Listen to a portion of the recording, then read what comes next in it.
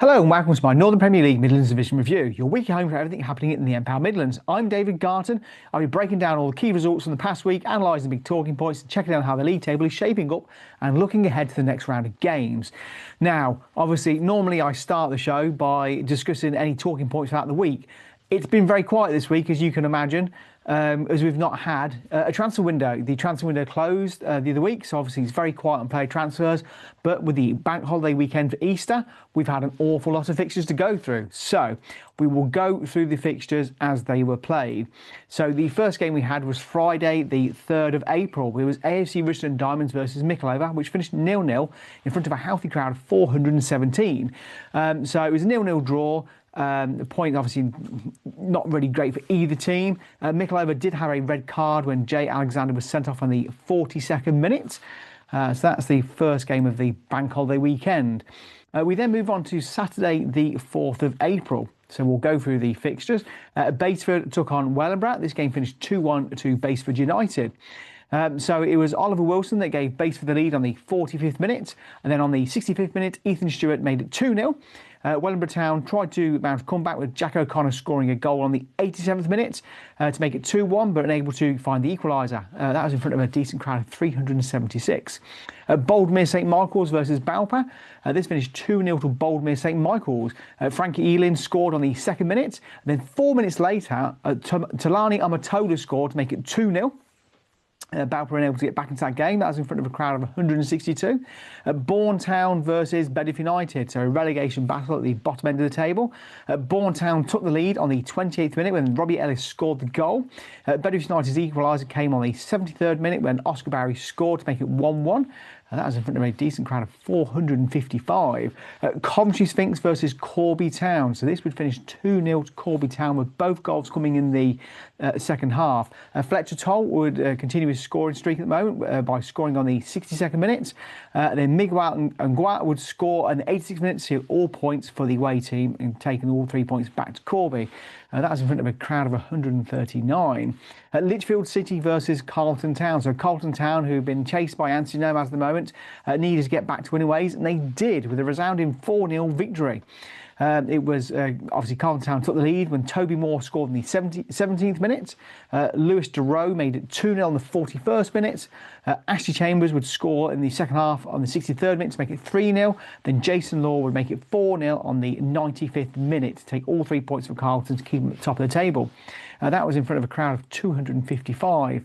Long Eaton United took on Sutton Coldfield Town. This game would finish 1-1. It was Sutton Coldfield Town who took the lead on the 58th minute when James McGrady scored to make it 1-0. Long Eaton would then equalise in the 80th minute to make it 1-1 as they'd share the points in front of a crowd of 147. Loughborough Students versus Rugby Borough. So Loughborough Students, who have been battling relegation this season, would take all 3 points with a 1-0 victory. Nat Salisbury scoring on the 55th minute. That was in front of a crowd of 139. Racing Club Warwick versus Shepshed Dynamo. So this game, I believe they had free attendance for this game that weekend. But it was Chris Timpson who gave the lead to Shepshed Dynamo with a wonderful strike on the 49th minute. Then Racing Club Warwick would get the equaliser late in the game on the 90th minute to get the share of the points. That was in front of a crowd of 548. So a very good crowd there for Bank Holiday weekend. Rugby Town would take on Anstey Nomads, who are chasing Carlton Town at the top, and Rugby Town trying not to be relegated. So Oscar Tung would give Anstey Nomads the lead on the 11th minute.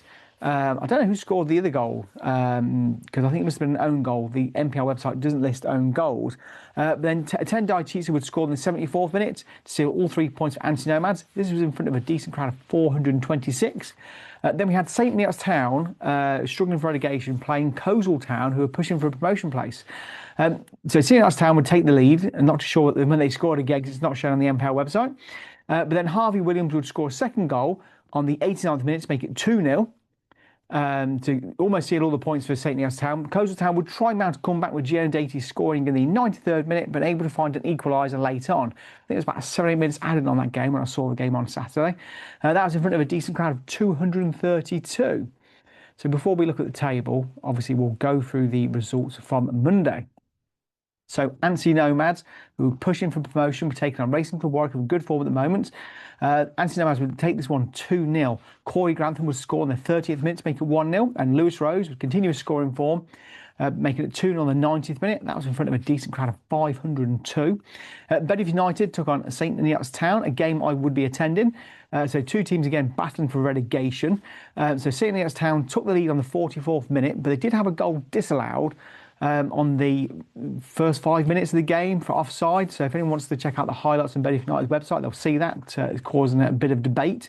But then Teddy Rowe would score a thunderous free kick on the 48th minute in the first half. So both goals in the first half to give Bedworth United a share of the points. That's in front of a decent crowd of 201.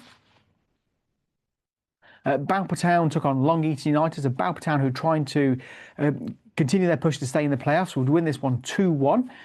But Long Eaton United would take the lead in the 19th minute when Owen Betts scored. The lead wouldn't last long. When the 37th minute, Liam Moran scored to make it 1-1 at the break. But then Danny Southwood scored in the 63rd minute to get all 3 points for Belper Town. That was in front of a crowd of 607.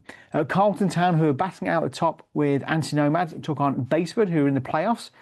This would finish 1-1. So Ashley Chambers gave Carlton Town the lead in the second minute. At that point, you probably think it's going to be one-way traffic, but it would stay that way until the half. Then the second half, Harrison Hazard would score in the 57th minute to give Basford a share of the points there in front of a decent crowd of 570.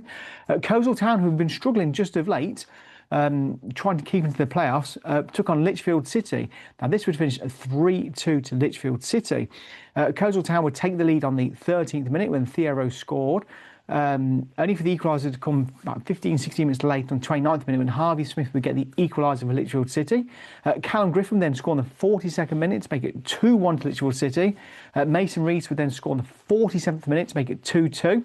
Then deep into injury time in the 97th minute, Callum Griffin would get the winner for Lichfield City to make it 3-2. That's back-to-back defeats there. Yes, back-to-back defeats there for Coleshill Town. And they've been in very good form recently, so that's very much a surprise. That's in front of a crowd of 238. Corby Town would take on Bourne Town. Corby Town, who kind of hover around the middle at the moment, taking Bourne Town in the relegation places. And Bourne Town would take the victory. Robbie Ellis would score on the 90th minute to give all 3 points to Bourne Town, continue their fight for survival. That's in front of a good crowd of 593.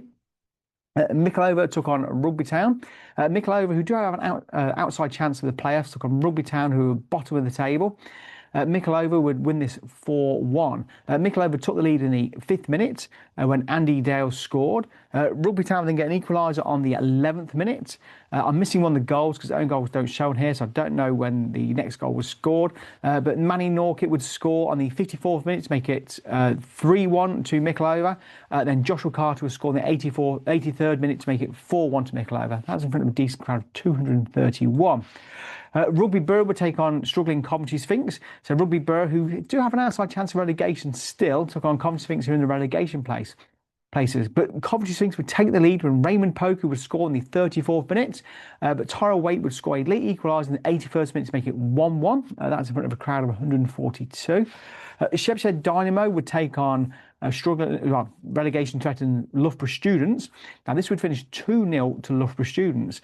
Gafar Abari with both goals. The first was scored in the 69th minute and the second on the 83rd to give Loughborough Students all 3 points to continue their push away from the relegation places.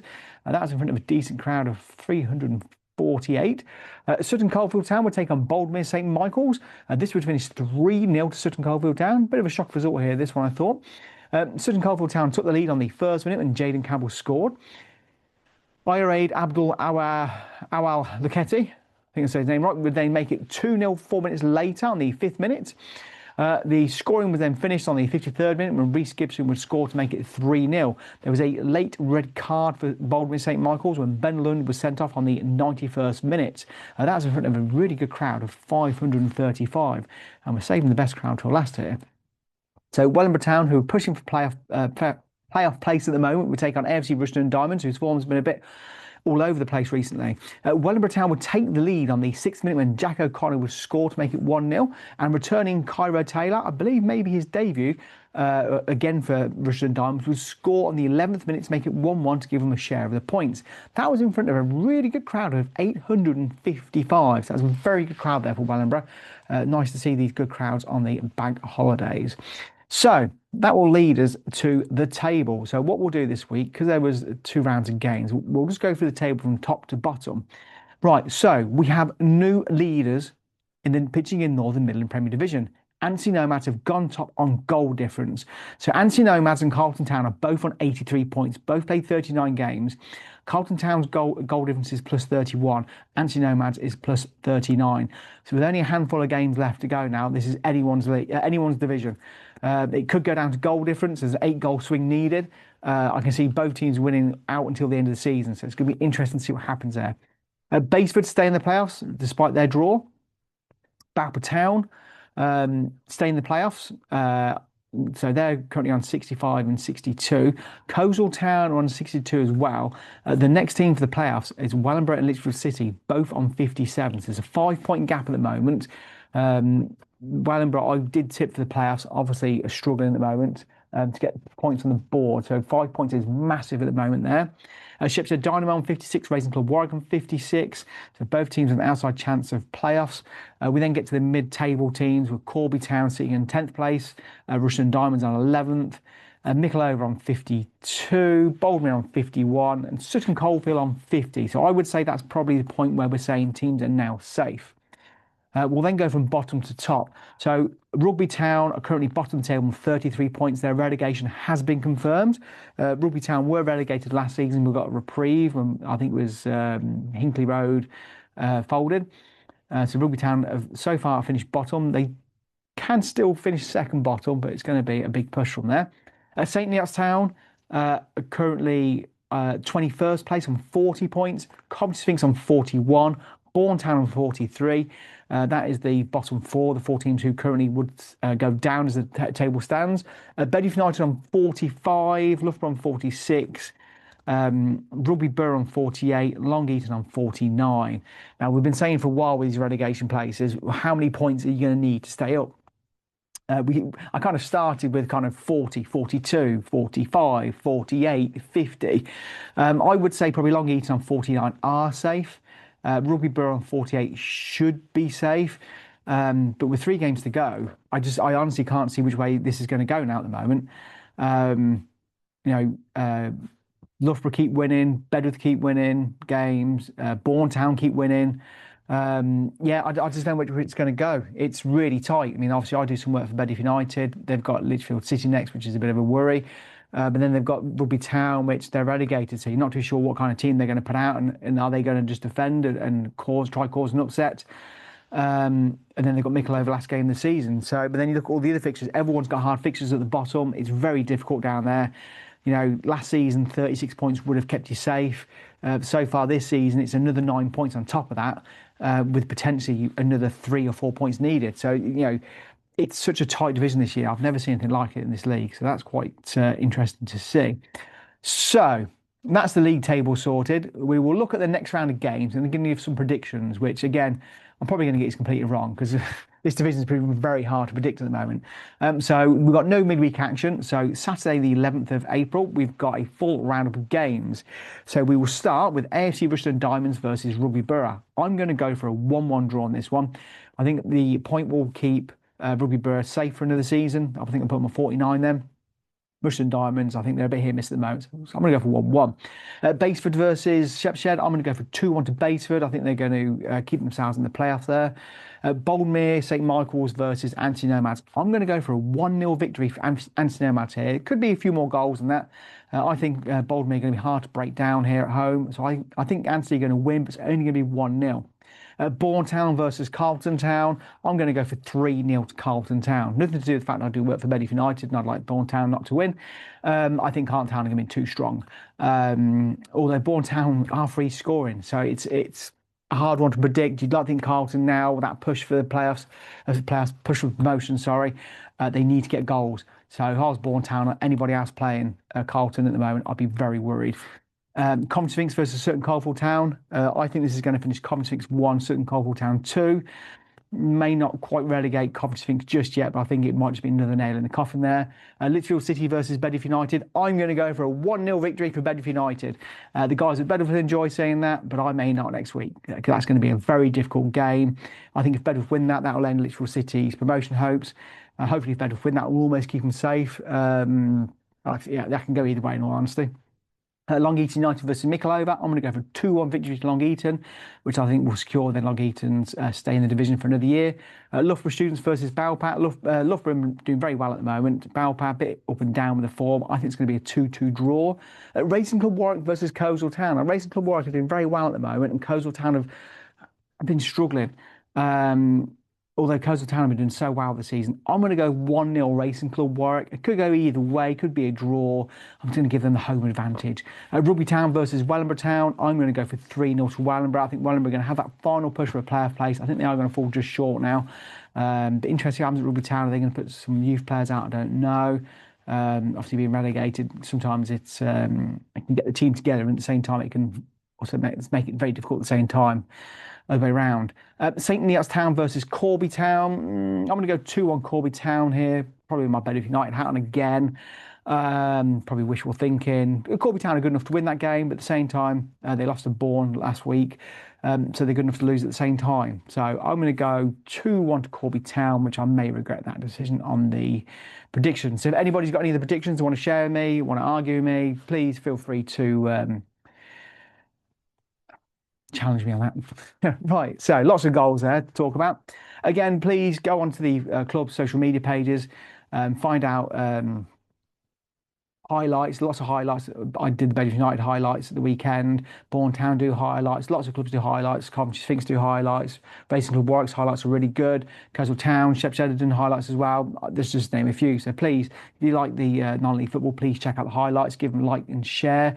Obviously, make sure everyone's hard work is appreciated, because everyone who does this is pretty much a volunteer. So there we go. That's the end of my review. Obviously, I hope you've enjoyed the show. If you've enjoyed the show, please like, share and subscribe. And until then, we'll see you again soon. Not many episodes left of this, as the season is drawing to a close. And yeah, enjoy the football.